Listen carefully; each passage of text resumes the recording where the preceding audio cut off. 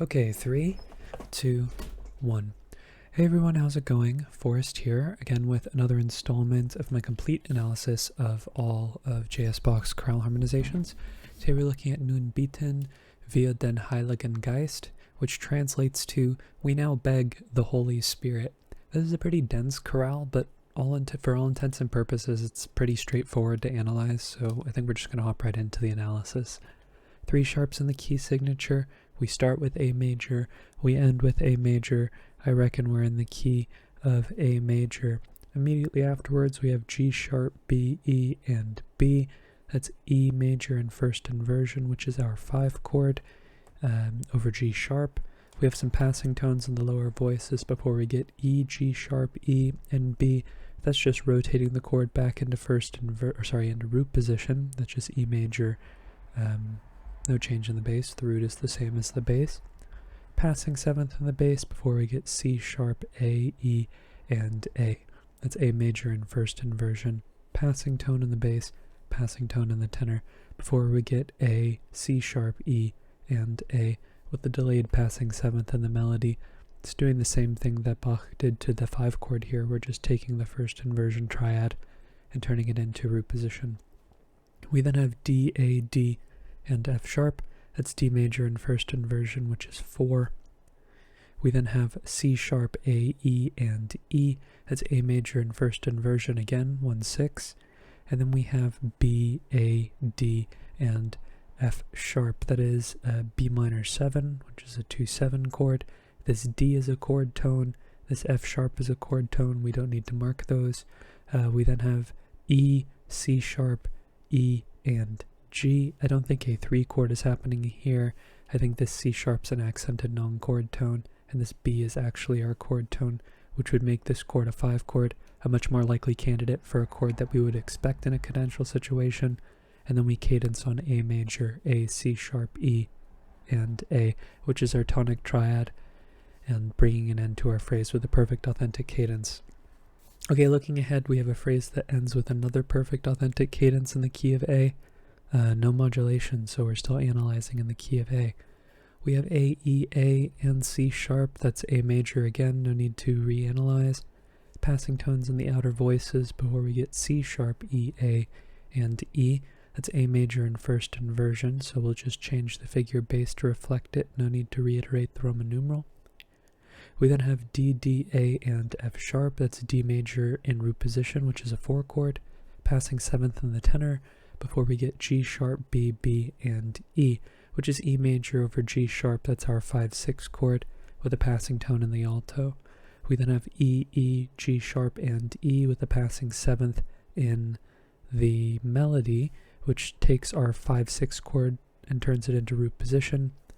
We kind of have a similar thing that's going on here in the melody where we get a triad that gets inverted or re-rotated back into root position at the end of the measure via this spelling right here, and then it also has the delayed passing 7th, so there is some symmetry between the first and second phrases. Our 5 chord goes to A, E, A, and C sharp, which is our tonic triad in root position. Passing tone in the tenor, passing tone in the melody before we get C sharp, A, E, and A. A lot of chord progressions that are just consecutive chords that are the same Roman numeral but not the same inversion. This is just A major in first inversion again, so that's just 1-6. No need to reiterate the Roman numeral. Passing tone in the tenor and passing 7th in the melody before we get D, A, D, and F sharp, which is D major.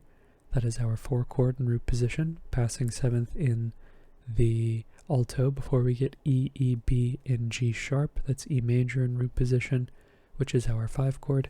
And then we cadence on A major, A, E, C sharp, and A, which is our tonic triad, our 1. Okay, looking ahead, we have a imperfect authentic cadence in the key of F sharp minor. So we're looking for a point in which we modulate, and we can make the argument that we've modulated here. I mean, it's really, I talked about the idea of modulation zones, right? This, if you watched yesterday's episode, and if you haven't watched yesterday's episode, definitely check it out. I talked about the idea of the modulation zone and how modulations can occur over a span of time where, you know, from an analytical perspective, the modulation process is occurring over a length of beats. And from an analytical perspective, you can analyze the modulation to have occurred at any particular point. And I think the argument can be made here. We could analyze as early as the end of the cadence. We could say that we're starting the entire phrase in F sharp minor, but I hear it after the accidental. After the secondary leading tone gets introduced, I feel like this F sharp is what's introducing the idea, or not necessarily introducing the idea of F sharp minor, but rather solidifying the fact that we've moved to F sharp minor. So we get another A major chord, A, E, and C sharp. No need to reanalyze here because it's in root position as well. We have a passing tone in the alto before we get E sharp, G sharp, G sharp, and C sharp. That's C sharp major over E sharp, which is a secondary dominant, 5/6 of 6, because F sharp is our 6 and C sharp is its dominant, sorry. We then have F sharp, A, G sharp, and C sharp, but this G sharp is like a 9/8 suspension over the bass. It's this F sharp, that's our chord tone, making this an F sharp minor chord.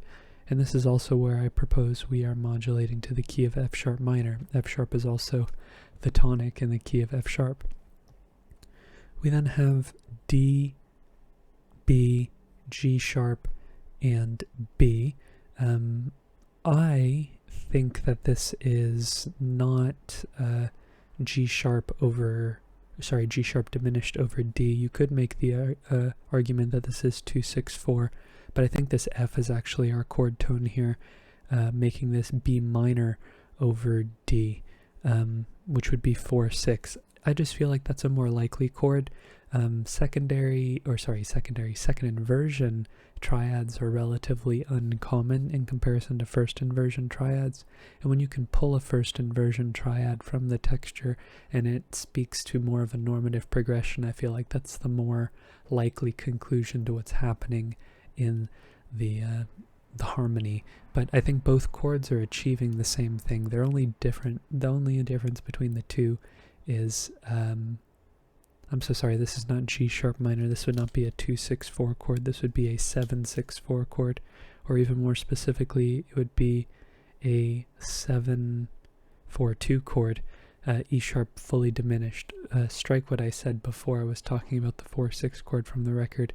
I think this is even less likely because it's not completely voiced. Typically, we would expect a third in the chord, even in a diminished triad foundation, even though this is a fully diminished 7th chord and the third provides the least amount of context objectively to the chord. We typically still expect the third in the chord when we're looking at diminished 7th chords, whether they're half diminished or fully diminished, which makes this feel more like that the 4/6 chord is more likely. But afterwards we have C sharp, B, E, and C sharp. I think that it's more likely that kind of what's happening here is, yes, the C sharp, the B, the E, and the C sharp here are all part of a big 5/7 chord, and it's happening over 2 beats. And do remember this, the fact that the chord is happening over 2 beats. We see some longer note values happen in the second system. I feel like this A and this F sharp, even though there kind of is like a passing 1/6/4 chord here, I feel like they're mostly contrapuntal because of the brevity and because of how none of the chords really occur for that long a time, because we get the C sharp, the G, and the G sharp with the F sharp happening. The only time we ever get a downbeat, or the only time we ever get an agreement between all of the voices is on beat 3 and on beat 4, and up until that point it's contrapuntal. And as we know, if you've watched any of my videos talking about cadences in the chorales, you know that Bach tends to get the most contrapuntal in the cadences, so you have to think a little bit more outside of the box when you're trying to create or trying to pull the chord progression out of the counterpoint, which is an interesting thing to do. It's not as cut and dry as it is in the middle of the progression in most cases. But regardless, I'm calling this a big 5-7 chord. You could be more granular in your analysis and say, well, actually, there's a 1-6-4 chord happening here, and then another 5-7 chord.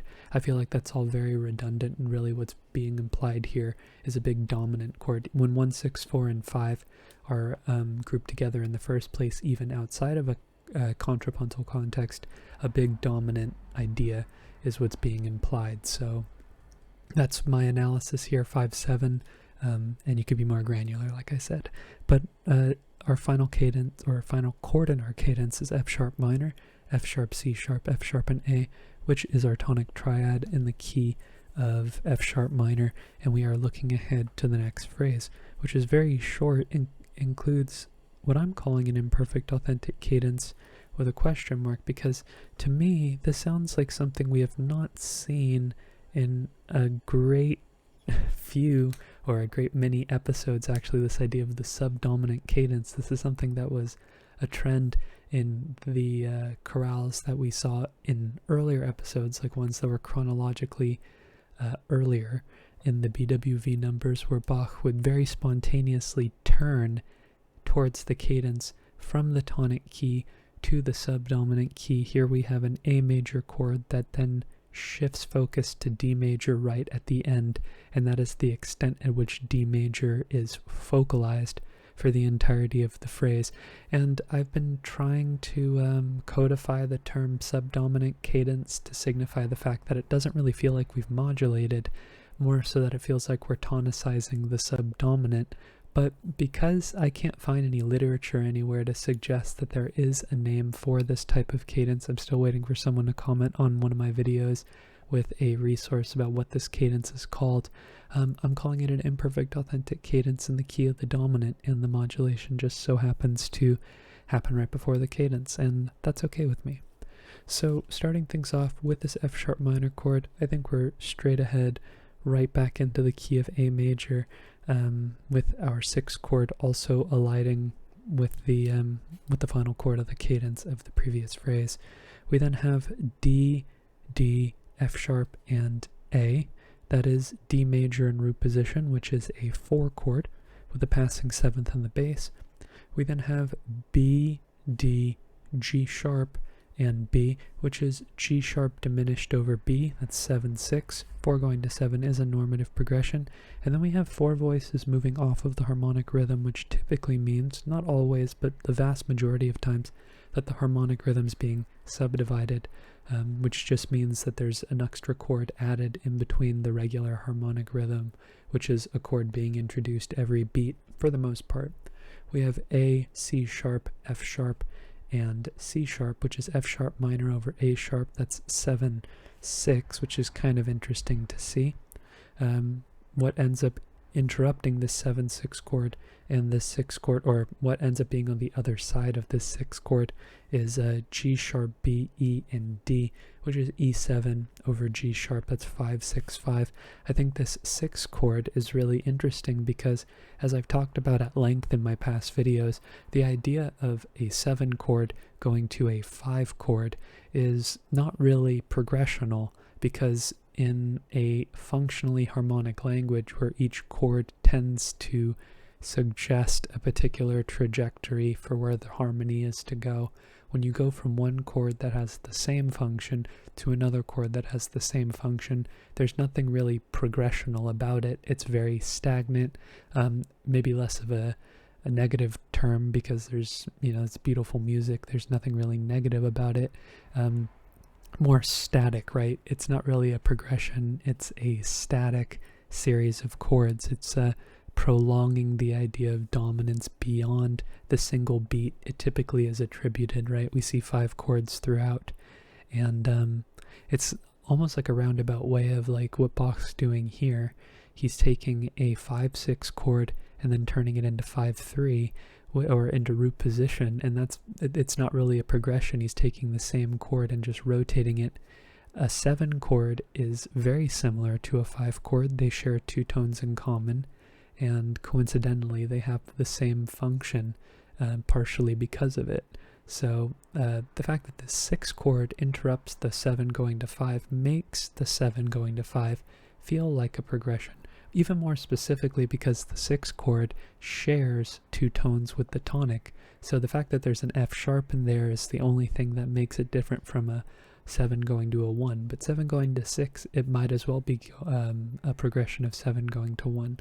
So it feels like even just for a brief moment there is a breaking up of the 2 dominant functioning chords. So I think that that's a really interesting device. We don't always see that. In fact, the majority of the time we don't see that. We don't see a very deliberate tonic or stable functioning chord between 2 dominant chords when they rarely occur in a package like that. But it's very interesting that that 6 chord is occurring there. I think it's pretty cool. And I think that Bach put it there with intention. But looking ahead, our 5-6-5 chord does resolve where we would expect it to: A major, A, E, and C sharp, which is our tonic triad. And we see that this, actually before I put that bracket there, we see that we have this G natural here. It's a passing 7th, but not a passing diatonic 7th, a passing subtonic 7th. And when you take away the G sharp from the key of A major, you are left with the key of, or you're left with the same notes as the key of D major. And because we're moving to the key of D major just for this brief moment, it also sort of feels like our tonic triad is tonicizing 4 or D major. So I'm going to call this 1 here, but you could also analyze it as 5 of 4. And if this were in the middle of a phrase, if this wasn't this particular instance right here, I would opt to use the 5 of 4 analysis over the 1, because I feel like this 7th right here is telling a different story than if that were a passing G sharp. But nevertheless, from an analytical perspective, they're articulating more or less the same thing. Still, we are going to the key of D major, and it is functioning like 5, as D is also a neighbor tone. Let's not neglect that. And the harmonic rhythm really feels like it slows down here, very similar to how the cadence occurs in the previous phrase, where we have this half note in the bass that really slows the harmonic rhythm. In this case, it's justified or further strengthened. Justified, I feel like, is actually an accurate word. I don't know why I tried to correct it, but the fact that they're matching really slows the harmonic rhythm. But with the bass here staying the same, doesn't really feel like there's much of a progression happening here. All the other voices are doing their own thing. Actually, what am I talking about? The alto has a half note too, so the harmonic rhythm really does feel like it's slowing down.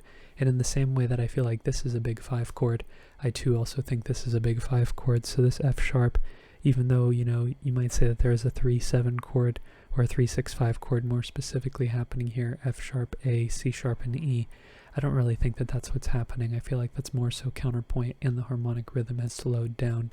Yes, there are chords that are happening, but I don't feel like they tell as important of a story to impact the analysis. I think really what the whole point of this gesture is to feel like a dominant preceding a tonic. So this F sharp feels like a passing tone or a non-chord tone as well. This C sharp is a chord tone, this E is a chord tone, so this F sharp feels more like an accented non-chord tone than anything else. Regardless, our imperfect authentic cadence, or our subdominant cadence, depending on how you look at it, ends with D, F sharp, D, and A. And interestingly, the 5th of the chord is in the melody. That's typically a hallmark of a half cadence, but we see some imperfect authentic cadences with the 5th of the chord in the melody too. There's nothing that breaches the definition of what an imperfect authentic cadence is if the 3rd of the chord is not in the melody, like in this case. So looking ahead, we have a perfect authentic cadence in the key of E major, but we get to E major through A major. So this D major chord, like I said, in the case of imperfect authentic cadences or subdominant imperfect authentic cadences, this is immediately taking us back to the key of A, and is now functioning like our 4. And this starts off a progression in the key of A like we would expect. We have G sharp. It's interesting how we have this augmented 4th leap in the bass. G sharp, E, B, and B. That's E major over G sharp, which is 5-6. Passing tones in the upper voices before we get F sharp, B, G sharp, and D. I think this F sharp is an accented non-chord tone. I guess you could make the argument that this is a 7 half diminished 4/2 chord, G sharp minor 7 flat 5 over F sharp, but there's been this theme of the 5 chord in first inversion being turned into root position throughout the entirety of the chorale so far, and I think this is no different. So E, B, G sharp, and D would just be taking this 5/6 chord and turning it into a 7 chord in root position, 7/5/3. No need to reiterate the Roman numeral. We then have A, C sharp, and C sharp, one of these interesting tonic triads that is root, root, third, third, or just a triad that's root, root, third, third. I think most of the time they're tonic triads, but I don't see why they have to. I haven't been paying attention to it too much to say with certainty that's what's been happening, but I feel like my intuition tells me that it's mostly tonic triads that are spelled that way. We have a passing tone in the melody before we get C sharp, A, E, and A. We're seeing a similar theme that we had here at the beginning of the chorale, where we have the 5 turning into root position, then the tonic triad going from, in this case it's root position to first inversion, but still this idea, continuing the idea of taking a chord progression, and it's kind of actually continuing the idea of the harmonic rhythm being on 1 and 3 rather than being on 1, 2, 3, and 4. Because I don't really think much of a progression is happening if you're taking a chord and inverting it over 2 beats. That just is the same chord and it's being respelled. Even though the voices are doing other things harmonically, the harmonic rhythm feels longer and drawn out. And Bach has done this in multiple places, right? We have the beginning of the chorale, slowed harmonic rhythm at the end of this phrase right here, at the end of this phrase right here, and continuing here. So it's sort of I wouldn't call it a motive, but the fact that it's recurring, a recurring idea. We also have a passing 7th in the melody here before we get D, A, D, and F sharp, which is our 4 chord, seeing a very similar progression to the beginning of the chorale here. We have a passing 7th in the alto before we get D, G sharp, B, and E. It's E7 over D, which is 5/4/2. Passing tone in the tenor before we get B, E, A, and A. I guess you could make the argument that there is a, kind of like a tonic triad there. Maybe you can make the argument that there's like a tonic triad there, but I feel like, that E is actually a chord tone. I feel like this A and this A, even though they might be alluding to tonic activity because of the notes that are involved, I think that they're non-chord tones, and that this is just one big dominant gesture over 2 beats again, because if we look beyond this A, or beyond these A's, we have E, G sharp, E, and B, which is just continuing this idea of E major triad with the 7th, so E7 with the 7th in the bass, the 7th pedal. And what I feel like is more logical is that the 7th eventually resolves, and then we get our tonic A, E, and C sharp, which is our tonic triad in first inversion with the passing 7th in the tenor. 5/4/2 going to 1/6 is a very typical progression because the chordal 7th typically resolves down by step. Alright, so then we are looking towards our modulation to the key of E, and in fact, I'm going to say that this A major chord is our modulation to the key of E. It also happens to be our subdominant. We then have D sharp, F sharp, F sharp, and B, which is a B major over D sharp. That's 5/6. This B is kind of like taking the chord and putting it in root position, but it's getting rid of the 3rd in the process, so I don't think it's super integral that we mark it. But looking ahead, we have C sharp, B, F sharp, and B. Feels like one of these notes does not belong. I guess we can make the argument that this C sharp is a non-chord tone, and what we have is D sharp, B, F sharp, and B. And when the D sharp gets reintroduced, we also get this A here. So I guess we can make the argument that it's taking the chord and keeping it in first inversion, but adding the 7th, so 7/6/5, or just 6/5. I'm actually uncertain as to whether or not you would need the 7th there. I don't see why you would need the 7th there, but I'm going to leave it there. It does not hurt, even though it's a little redundant. Okay, next we would expect the tonic triad after this. We have E, B, F sharp, and G sharp. we have a contrapuntal situation again as we're closing in on the cadence, but still this F sharp is a 9/8 suspension over the bass, similar to, we saw another 9/8, I always shoot myself in the foot here, we see like a 9/8 suspension over the, there's a 9/8 suspension somewhere that we saw right here, closing in on the cadence in F sharp minor, where we have the F sharp and the G sharp, but this is complicated a little bit more because we have the tonic triad, and I think that that's what's being implied, and then when we get the E, the G sharp gets introduced, which is like taking the chord and putting it in first inversion, not first position. Thinking of ballet.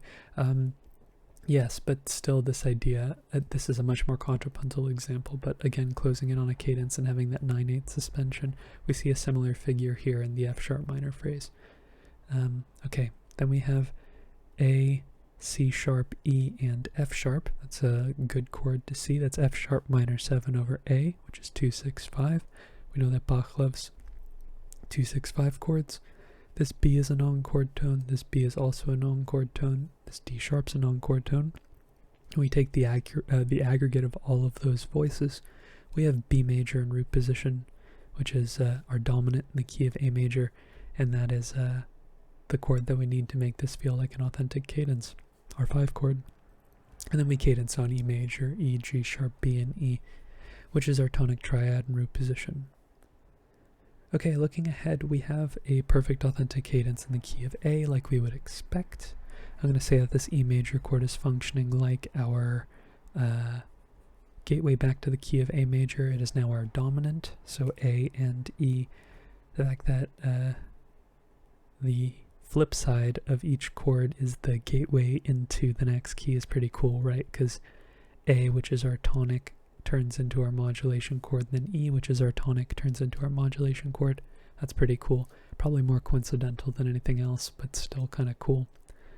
Okay, we have a transitive progression next. We have B, B, D natural, and F sharp, which is B minor in root position. That is a 2 chord, so we typically expect 2 to go to 5, but here we have 5 going to 2, so it goes against the normative progression we would expect, but the same voice leading is being used here.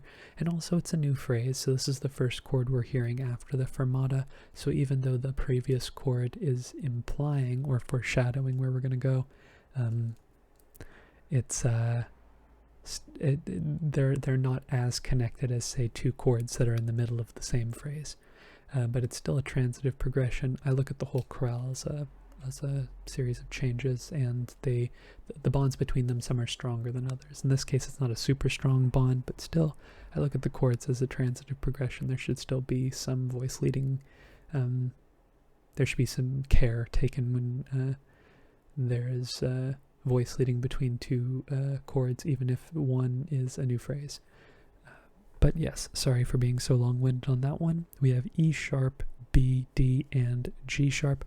That is E sharp fully diminished 7th over, oh no, that's just in root position, sorry. That would be a secondary leading tone chord, and in this case E sharp is the leading tone to F sharp, which is our 6th chord, similar to how we had this E sharp here at the towards the beginning, actually, of the same metric point as our time seeing it here in the 3rd phrase. And I think there are 6 total phrases here, so I feel like there is some not rounded binary, what's the other one, balanced binary, where we see similar harmonic patterns going on. Even though we're not modulating to the key of F sharp minor here, we're in the key of A, which shares a pitch collection with A. F sharp minor and A are relative to one another. The fact that there is a similar harmonic procedure going on makes me feel like there is some balancing going on between the 2 phrases, which is why knowing the harmony and taking the time to analyze it can be very helpful for mapping out the form. Yes, and we would expect this to go to F sharp minor, which it does. This D is also a chord tone, so we don't need to mark it. We have F sharp, A, C sharp, and A. That's our 6th chord, F sharp minor. You might also make the argument that this is a D major chord over F sharp if you look at this C sharp as an accented non-chord tone. I don't, but saying E sharp, well, actually we would expect a C sharp chord to go here, technically speaking, but this would be a take on a deceptive progression and the fact that the D and the C sharp separate separate the 6th chord versus the 4 chord. I think it's ultimately up to you. I hear this more as a sometimes Bach plays with this where he precedes a chord by its secondary dominant and then follows it with a chord that has a passing tone that brings into question the identity of the chord. Bach often does this with 2 going to 7. He'll do like 7 of 2 going to 2, but then the 2 is followed by a passing tone that would otherwise turn it into a 7 chord. I've talked about those at length as well in previous videos where this happens. This is just another take on that same sort of idea. But when you have a contrapuntal texture or a quasi-contrapuntal texture like we do here, yeah, it's you can infer all sorts of different chords if you look at it in a more, I use the word granular, but like a more microscopic fashion. But yes, we go to E, A, E, and C sharp. That's A. Well, actually, is that what's going on here? No, sorry, C. This is not an E. This is C sharp, A, E, and A, which is A major in first inversion. It's our tonic triad. We then have D, A, F sharp, and B. It's B minor 7 over D, which is 2-6-5. Bach loves 2-6-5 chords. We then have E, G sharp, E, and B. We get our 5 chord, E major, which is what we would expect after 2-6-5, passing 7th in the alto. And then, of course, at the end of our chorale, we have our tonic triad, A, E, C sharp, and A major. And that concludes today's analysis. A very dense chorale, lots of chords. Typically when Bach writes a longer chorale, this is typically the real estate that we have with the average chorale, but this chorale doesn't have a repeat written into it. All of the phrases are more or less through composed, so there is objectively more content with this chorale than the average chorale because there is no repeat. The A section doesn't just consist of the same phrase being rewritten twice, even though this chorale is a similar length content-wise. The singers aren't singing a repeat. But on that note, I feel like pretty much everything speaks for itself. Subdominant cadences are always really fascinating. Chords that can be interpreted in a variety of different ways are always very fascinating. And modulation zones, it's not always cut and dry when a phrase modulates. I think that when there are multiple chords that are shared between 2 keys and they happen in succession, it muddies the point in which you can mark where the modulation happens. But honestly, if it can be analyzed in a particular way, there's no reason why you shouldn't analyze it that way. You should just trust your ear and trust your intuition and trust your relationship you have with the harmony. And that's this is an example of that. So on that note, if you're interested in following me along on this journey to analyze all of the chorale harmonizations, feel free to subscribe to the channel. Feel free to hit the notification icon as well. You'll be notified of when my daily video goes live, and there are hundreds of chorales more to analyze. So if you want your daily dose of Bach or your daily fix of analysis, you are in the right place because you'll get them both here.